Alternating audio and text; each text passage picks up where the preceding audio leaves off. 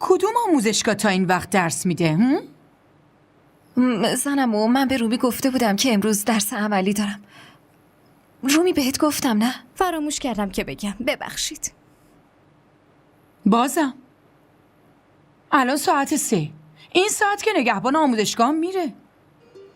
اتوبوسم که 10 دقیقه‌ای میارد، اما الان نیم ساعت شده. با اتوبوس نیومدم، پیاده اومدم. از آموزشگاه تا خونه؟ خدا، خیلی راهه. عجب، پس جدیدن توی خیابونم ول میچرخی. آره دیگه، اگه دختر خودم میبودی میدونستم چجوری بهت بفهمونم و تنبیهت کنم.